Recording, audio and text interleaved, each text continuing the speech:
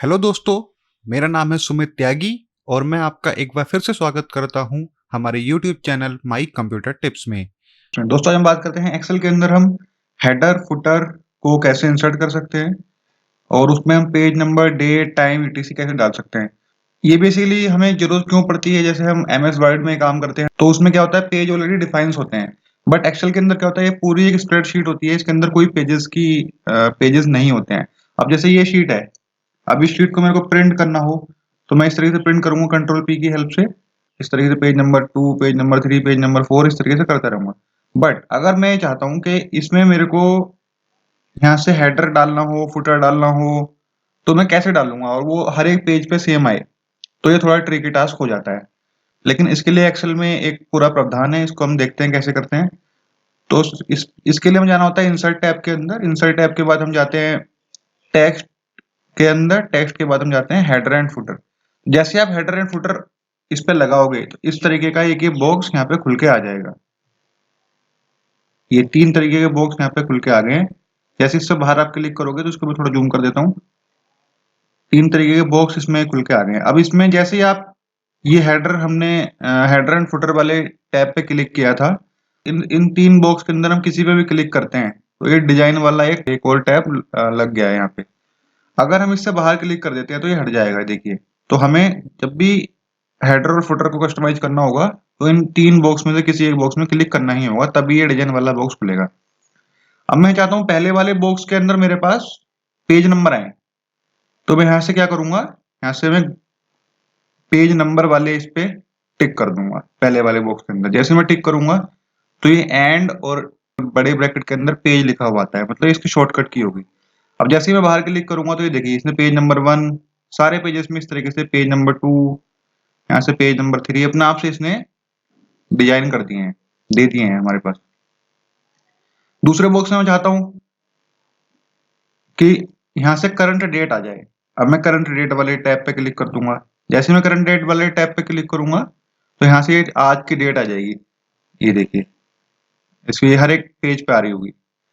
और इसका main benefit ये भी है कि जब कल हम इस शीट को खोलेंगे तो ये कल आज 5 मई 2021 है तो कल 6 मई 2021 अपने आप से दिखा देगा।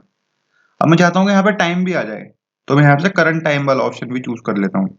इस तरीके से जैसे आप टाइम का करंट का टाइम का चूज करोगे तो ये अपने आप से टाइम भी दिखा देगा और टाइम भी अकॉर्डिंगली चेंज होता रहेगा हर एक पेजेस पे। तो ये तो बेसिक चीजों की बात हो गई। अब मैं चाहता हूँ कि जैसे पेज नंबर, यहाँ पे पेज नंबर 1 लिखा हुआ है, ये समझ में नहीं आ रहा है 1 है क्या बेसिकली। तो मैं क्या करूंगा, एंड से पहले यहाँ से पेज लिख दूंगा, पेज और स्पेस। जैसे आप पेज और स्पेस लिख के बाहर कहीं पे भी एंटर करोगे तो ये पेज नंबर 1 इस तरीके से लिखा हुआ आ गया। ये देखिए सारे पेजेस पे आ जाएगा। पेज नंबर 3, तो ये सारे पेजेस पे इसने पेजेस काउंट करके यहाँ दिखा दिया आपको।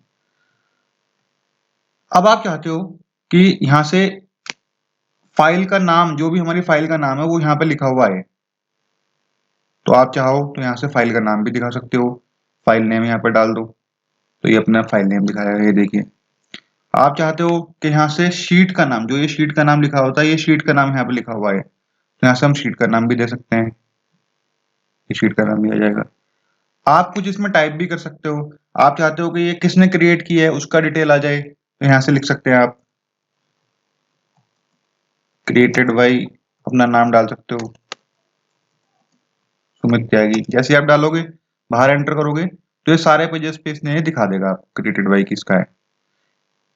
तो ऐसे ही सिमिलरली हम फुटर में भी कर सकते हैं। जैसे आप फुटर वाले पे क्लिक करोगे, यहाँ पे भी तीन टैब इसने खोले हुए हैं, तीन बॉक्स इसने खोले हुए हैं। पहले बॉक्स में आप चाहते हो कि यहाँ से पेज नंबर आए तो यहाँ से आप पेज नंबर वाले पे क्लिक कर दो, पेज नंबर यहाँ से आ जाएंगे। दूसरे वाले बॉक्स में आप चाहते हो कि कोई इमेज आ जाए या हमारा कोई लोगो आ जाए, यहाँ पे लास्ट वाले में हमारा कोई लोगो आ जाए, तो हम पिक्चर पे जाएंगे। पिक्चर पे जैसे आप क्लिक करोगे तो ये पूछ भी रहा है आपसे कि आपको कंप्यूटर के अंदर से ही फाइल चाहिए होगी या आपके बिंग इमेज सर्च से चाहिए या वन ड्राइव से चाहिए, तो हमें कंप्यूटर के अंदर से ही चाहिए। जैसे आप कंप्यूटर के अंदर से क्लिक करोगे आप आपकी जहां भी फाइल रखी है वो ये दिखा देगा। जैसे मेरे को ये वाली फाइल लेके आनी है, जैसे आप क्लिक करोगे यहाँ से ये फाइल आ जाएगी, आ गई होगी। ये देखिए थोड़ी सी बड़ी फाइल हो गई है क्योंकि वो साइज इसके हिसाब से था नहीं। ये देखिए सारा फाइल की इसने पेजेस दिखा दिए हैं आपको। इस तरीके से हर एक पेज पे आएगा ये। तो अब मैं चाहता हूं कि जो मेरे पास ये पेज नंबर 1 लिखा हुआ है इसकी जगह, मतलब फर्स्ट पेज पे तो मैं कुछ और डाटा आए और सेकंड पेज से ये पेज नंबर ही आए यहाँ पे इस तरीके से। तो पहले तो मैं पेज नंबर ले लूंगा इस तरीके से, तो सेकंड पेज पे तो पेज नंबर आ ही रहा होगा, लेकिन फर्स्ट पेज पे मैं कुछ और चाहता हूँ, तो यहाँ से डिफरेंट फर्स्ट पेज कर सकते हैं। डिफरेंट फर्स्ट पेज पे क्लिक करेंगे तो ये फर्स्ट पेज का तीनों बॉक्स अलग हो जाएंगे। अब इसमें आप जो भी आपको लिखना है वो आप लिख सकते हो। हेडर फाइल, इस वाले बॉक्स में आप कुछ भी लिख सकते हो। फुटर फाइल, और यहाँ पे हम लिख देते हैं डेट या पेज नंबर, यहाँ पे हम लिख देते हैं आज की डेट, करंट डेट। तो जैसे ही अब हमने क्या करा कि फर्स्ट पेज को कस्टमाइज कर दिया है। फर्स्ट पेज हमने अपने हिसाब से कर दिया, यहाँ पे अपने को टेक्स्ट लिख दिया है, यहाँ पे डेट डाल दी है, बट ये सारे पेजेस में नहीं होगा। इस सेकंड और सेकंड से अलावा जितने भी पेजेस होंगे उसमें सब में ये अलग, जो हमने पहले सेटिंग की हुई थी उसके हिसाब से दिखाएगा। क्यों दिखाएगा? क्योंकि वो हमने वहां से ये वाला कॉलम चूज किया हुआ था इस तरीके से, different first page. Go to footer पे भी जाओगे तो गो टू फुटर ही सीधा यहाँ से गो टू फुटर पे भी आपको लेके चला जाएगा। यहाँ पे गो टू फुटर में आप क्या जो भी लिखना चाहते हो,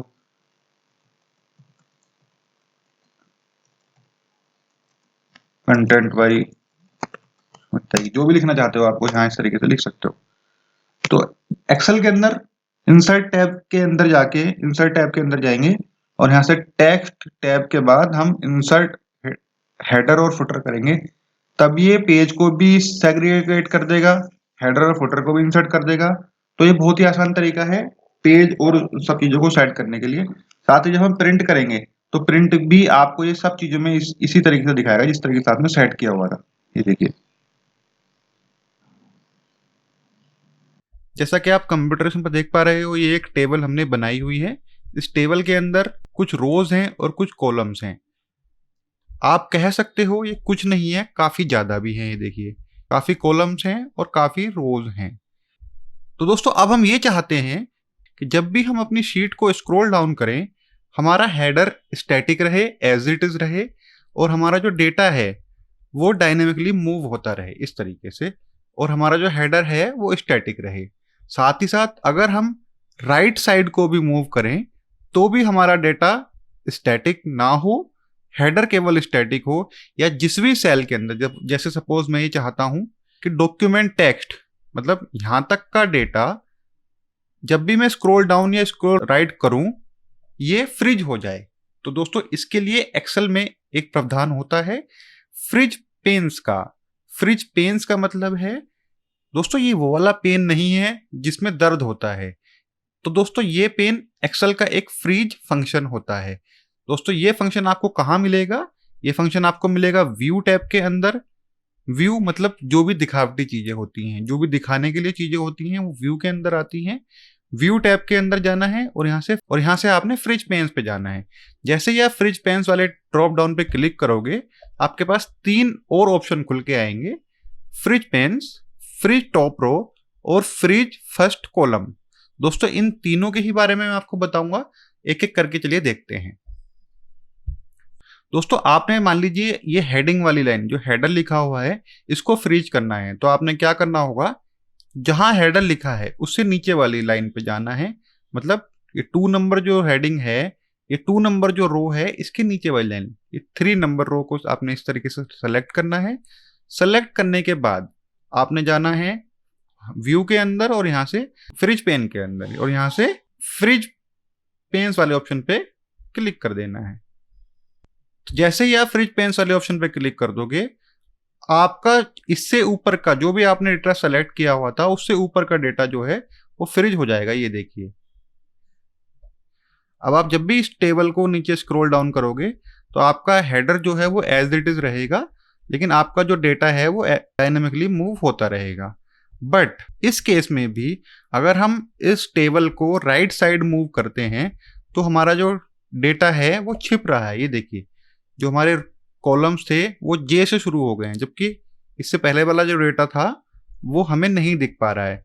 अब मान लीजिए आप ये भी चाहते हो कि आपका ये ए नंबर जो कॉलम है ये भी फ्रीज हो जाए, तो हम क्या करेंगे, ए नंबर कॉलम को सिलेक्ट करेंगे, व्यू टैब के अंदर जाएंगे, यहाँ से फ्रीज पेन पे जाएंगे और फ्रीज फर्स्ट कॉलम वाले ऑप्शन पे क्लिक कर देंगे।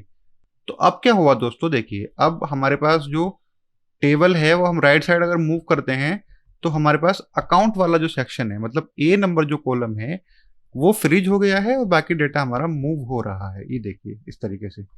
बट इस केस में अगर हम इस टेबल को स्क्रॉल डाउन करते हैं तो हमारा जो पहले वाला ऑप्शन हमने फ्रीज किया था, जो हेडर फ्रीज किया था, वो गायब हो गया है, वो अनफ्रीज हो गया है। तो दोस्तों इस केस में हम क्या करते हैं, सबसे पहले जो भी हमने डेटा फ्रीज किया था उसको अनफ्रीज करने के लिए अगेन फ्रीज पेन वाले ऑप्शन पे जाऊंगा और इसको मैं अनफ्रीज कर देता हूं, तो ये सारा डेटा हमारे पास अनफ्रीज हो गया है। अब मैं ये चाहता हूं कि मेरे पास डॉक्यूमेंट हेडर वाला जो टेक्स्ट है, इसके नीचे वाला जो टेक्स्ट है, ये वाला, यहां तक मतलब इससे पहले वाले जो भी कॉलम्स हैं वो भी फ्रीज हो जाएं और इसके ऊपर के जितने भी हेडर्स हैं वो भी फ्रीज हो जाएं। तो मैं क्या करूंगा, इस वाले सेल पे सेलेक्ट करूंगा। सेलेक्ट करने के बाद मैं व्यू टैब के अंदर जाऊंगा और फ्रीज पेन पे जाऊंगा, या मैं कीबोर्ड शॉर्टकट की प्रेस कर दूंगा Alt WFF। जैसे ही आप Alt WFF प्रेस करोगे तो वैसे अभी कुछ नहीं हुआ, आप कुछ डिस्प्ले नहीं होगा, लेकिन जैसे ही आप इसको स्क्रॉल डाउन करोगे, ये देखिए, तो ये क्या हुआ, ये डेटा आपका हेडर फ्रीज हो गया। साथ ही साथ अगर हम इसको राइट साइड मूव करते हैं तो ये देखिए सी नंबर कॉलम तक का डेटा इसको फ्रीज हो गया है। तो दोस्तों इस एक कमांड की हेल्प से आप इजीली डेटा को फ्रीज कर सकते हो, Alt WFF। अगर आपने इस डेटा को जैसे पहले था उसी अवस्था में करना है तो अगेन आपने क्या प्रेस करना है, Alt WFF। जैसे ही आप करोगे आपका अगेन जो डेटा था वो पहली वाली अवस्था में पहुंच जाएगा, मतलब जो हेडर थे वो आपके सारे अनफ्रीज हो जाएंगे।